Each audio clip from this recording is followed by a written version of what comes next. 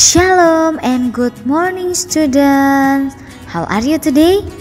Wah, Miss Julita berharap kalian semua sehat dan baik-baik saja di rumah ya. Nah, siapa di sini yang semangat belajar hari ini? Wah, karena Miss Julita semangat, anak-anak juga harus semangat. Nah, hari ini kita sudah berada di tematik 4D, berbagai pekerjaan. Nah, sudah siap belajar? Kita berdoa dulu yuk. Let's pray. Lord Jesus, thank you for today. Thank you for your blessing. Thank you for your grace. Now we want to learn, we want to know the thematic. Please bless us and guide us in our lesson. In the name of Jesus Christ we pray to you. Amen. Nah, anak-anak, tujuan pembelajaran kita hari ini yang pertama, menilai kejadian yang terdapat dalam cerita.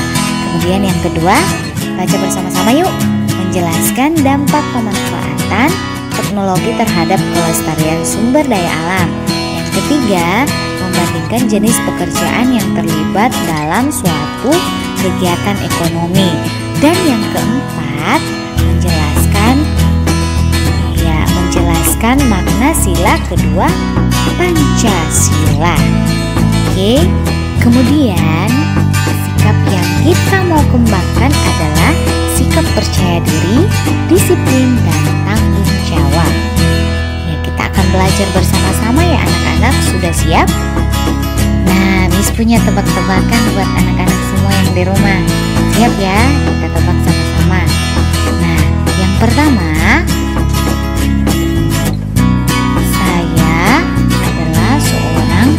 yang punya lahan yang sangat luas.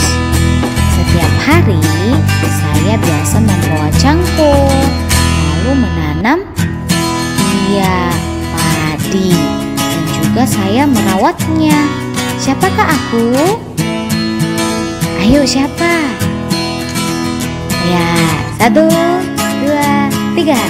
Ya, petani, benar sekali. Yang kedua ya, saya adalah seorang yang biasa berdiri di sebuah ruangan. Dalamnya saya mempunyai anak-anak yang setiap hari belajar dengan saya. Siapakah saya? 1, 2, 3. Yeay, iya benar sekali guru. Yang ketiga, saya adalah seorang pekerja. Saya mempunyai banyak hewan dan ada banyak kandang yang saya miliki. Saya biasanya mengeluarkan hewan-hewan dan memeliharanya. Siapakah saya? 1, 2, 3. Yeay, iya saya adalah peternak. Wah, anak-anak pintar semua ya menebaknya. Nah, sekarang kita akan membaca di halaman 38 tentang kisah pemuda jujur dan pedagang yang curang. Anak-anak semuanya membaca bersama ya. Kisah pemuda jujur dan pedagang yang curang. Dahulu kala, hiduplah seorang pemuda yang tinggal bersama kakeknya. Kedua orang tua dari pemuda tersebut sudah meninggal sejak ia kecil. Sang kakek mengasuh sejak pemuda tersebut masih kecil hingga ia dewasa. Pemuda tersebut sangat rajin dan patuh akan perintah kakeknya. Kakeknya sering mengajarkan tentang kebaikan dan kebajikan dalam hidup. Suatu hari, pemuda itu meninggalkan kakek untuk merantau ke kota. Di kota, pemuda tersebut mencari pekerjaan agar ia dapat memulai kehidupan baru. Ia mulai memasuki pasar-pasar dan menawarkan jasa sebagai tukang panggul. Sampai suatu ketika, ia bertemu dengan saudagar kaya yang hendak membongkar muatan dari kapalnya. "Wahai anak muda, apakah engkau bisa berhitung?" Si saudagar bertanya kepada pemuda tersebut. "Bisa tuanku, hamba sangat mahir berhitung," jawab si pemuda. Pemuda tersebut lalu bekerja sebagai bawahan si saudagar. Awal mulanya si pemuda diperintahkan bekerja untuk menghitung barang dagangan yang terjual oleh si saudagar. Sang pemuda sangat bersyukur sekali mendapat pekerjaan tersebut. Suatu ketika ia diperintahkan saudagar itu untuk ikut berdagang ke sebuah pulau yang belum pernah ia kunjungi sebelumnya. Sesampainya di sana, ia diperintahkan untuk memberatkan timbangan yang digunakan berdagang agar si saudagar mendapatkan keuntungan yang sangat besar dari pembeli di pulau tersebut. Si pemuda sangat terkejut atas perintah sang saudagar. "Maaf tuanku, bukan maksud hamba untuk menolak perintah tuan. Akan tetapi, bukankah hal ini merupakan tindakan tidak terpuji?" tanya si pemuda dengan sangat lugu. Si saudagar langsung tertawa terbahak-bahak dan berkata, "Wahai pemuda, kamu ini sangat pintar dalam berhitung. Namun dalam berniaga ilmu yang kau miliki adalah nol besar. Tidak ada," kata si saudagar. Lalu saudagar itu melanjutkan perkataannya, "Tahukah engkau bahwa itulah yang membuat aku kaya raya seperti ini? Janganlah menjadi jujur ketika kau berdagang, itu akan membuatmu tidak pernah kaya." Si pemuda bangkit dari tempat duduknya sambil berkata, "Maaf tuanku, hamba bekerja bukan hanya untuk makan, tetapi hamba bekerja untuk mencari keberkahan.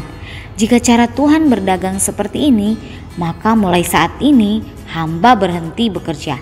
Masih banyak pekerjaan di luar sana yang penuh keberkahan, asal hamba mau jujur dalam hidup ini," kata si pemuda dengan tegas. Mendengar si pemuda berhenti bekerja, si saudagar semakin tertawa terbahak-bahak. Hahaha. Si pemuda pun pergi meninggalkan kios si saudagar itu. Ternyata kepergian pemuda tersebut terendus oleh para pembeli yang sedang mengerumuni kios si saudagar. Mereka tahu bahwa saudagar kaya itu tidak jujur dalam berdagang. Mereka akhirnya mengembalikan barang untuk meminta uangnya dikembalikan.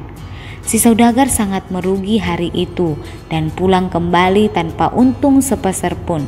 Lama-kelamaan, usaha saudagar kaya tersebut bangkrut karena ketidakjujurannya. Orang-orang tidak ingin lagi membeli barang dagangan padanya.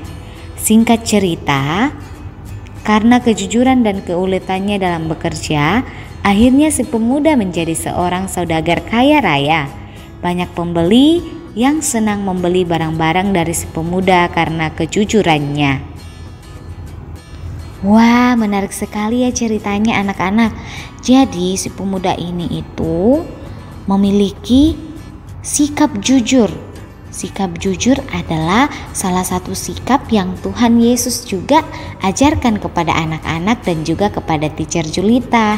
Jadi di dalam segala sesuatu, kalau kita melakukan segala sesuatu itu dengan jujur, itu akan baik adanya anak-anak. Kita akan diberkati dan kita juga akan menjadi berkat buat orang lain. Jadi kita tetap melakukan kejujuran dimanapun kita berada ya anak-anak. Oke?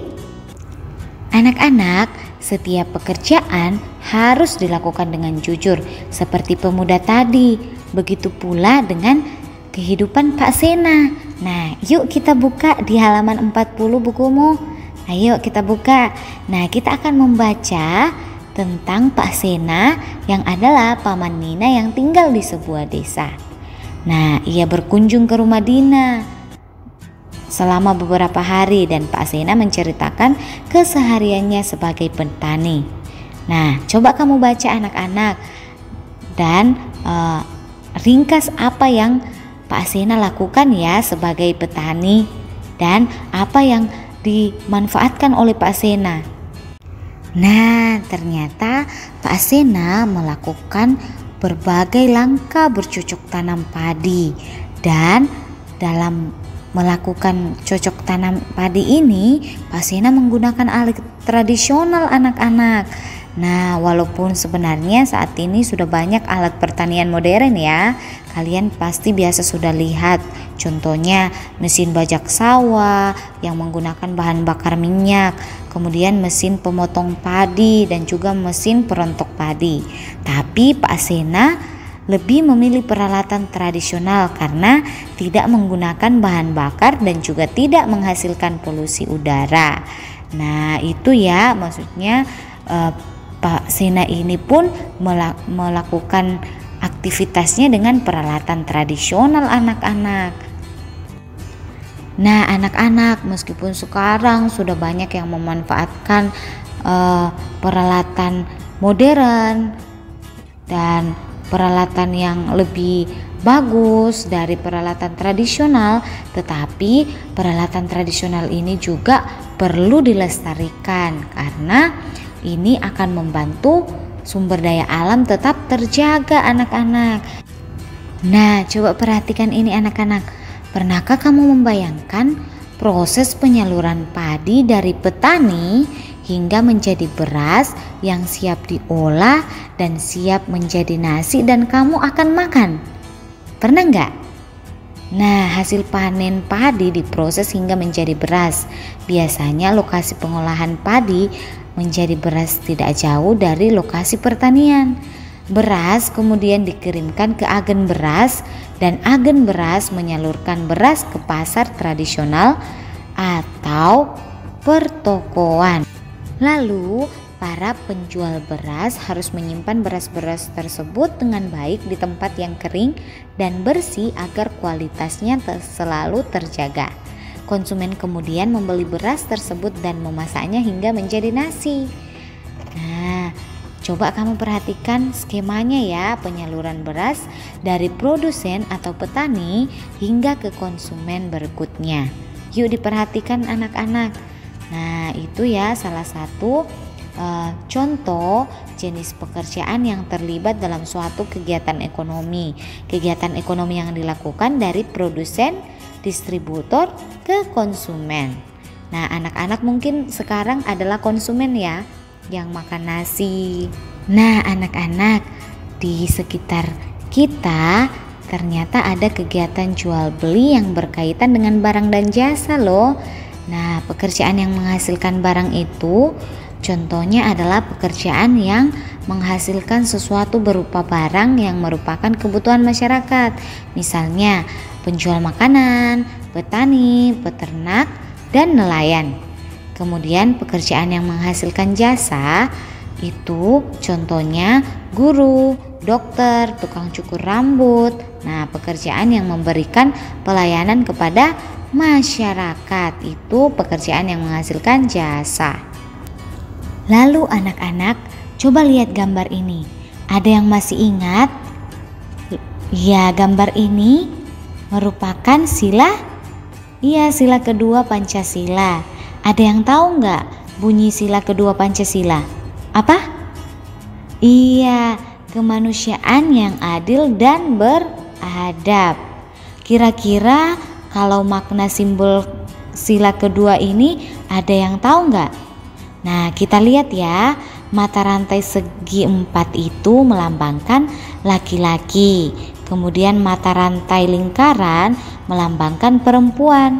Mata rantai yang saling berkaitan melambangkan hubungan antar manusia yang harus bersatu dan saling membantu sehingga menjadi kuat seperti rantai. Nah, coba kita lihat lagi ya, kira-kira maknanya sila kedua ini apa ya? Ternyata sila kedua Pancasila mempunyai makna: satu, menempatkan manusia sesuai dengan hakikatnya sebagai makhluk Tuhan. Kedua, menjunjung tinggi kemerdekaan sebagai hak segala bangsa. Ketiga, mengutamakan kebenaran dan keadilan. Nah, itu makna dari Pancasila. Dapat kamu baca lengkapnya di halaman 46 buku kamu ya anak-anak. Lalu dalam keseharian kita, wujud pengamalan sila kedua Pancasila, ya misalnya kita saling menyayangi sesama manusia, gemar melakukan kegiatan kemanusiaan, berani membela kebenaran, kemudian kita saling tolong menolong. Nah, selain kita belajar di sila kedua Pancasila untuk tolong menolong, kita pun diajar sama Tuhan Yesus untuk saling tolong menolong anak-anak. Kita perlu mengasihi sesama kita. Ya, siapapun mereka, kita diminta sama Tuhan Yesus untuk mengasihi mereka, menolong mereka, karena kita ini adalah anak-anak Tuhan. Nah, hari ini kita sudah selesai belajarnya. Nah, untuk tugas kamu anak-anak, lihat di halaman 39 dan halaman 50 nomor 1 dan 2. Halaman 39 itu yang pertanyaan mengenai cerita tadi ya. Nah, silakan dikerjakan anak-anak, kemudian dikirimkan ke teacher masing-masing ya. Now let's pray. Lord Jesus, thank you for today. We have finished for our lesson. Please bless us and guide us to know everything. What do you want me to know? And then give Holy Spirit stay with us and always guide us to do the right thing in our life. In the name of Jesus Christ, we pray to you. Everybody says amen. See you and God bless you, student. Bye-bye.